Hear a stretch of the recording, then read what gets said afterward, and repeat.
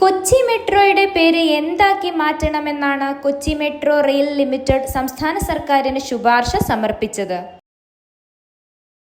Kerala metro Kochi മെട്രോയെ സംസ്ഥാനമൊട്ടാകെയുള്ള പൊതുഗതാഗത ഏജൻസിയായി വികസിപ്പിക്കുന്നതിന്റെ ഭാഗമായാണിത്.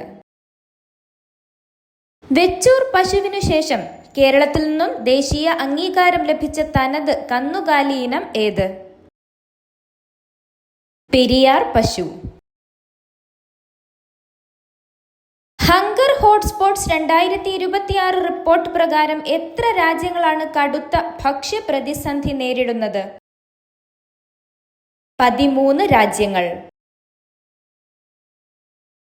കേന്ദ്ര മന്ത്രിസഭ അടുത്തിടെ 410 കിലോമീറ്റർ നീളമുള്ള റെയിൽവേ മൾട്ടി ട്രാക്കിംഗ് പദ്ധതികൾക്ക് അംഗീകാരം നൽകിയത് എത്ര സംസ്ഥാനങ്ങളിലാണ്?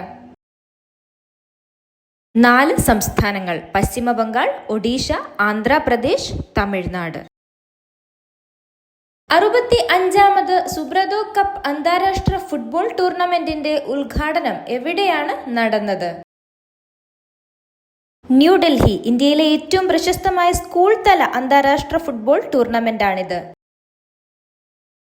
വനിതകളുടെ ഡിജിറ്റൽ ശാക്തീകരണം ലക്ഷ്യമിട്ട് ദേശീയ വനിതാ കമ്മീഷൻ യശോദ AI പദ്ധതി ആരംഭിച്ചത് ഏത് നഗരത്തിലാണ്?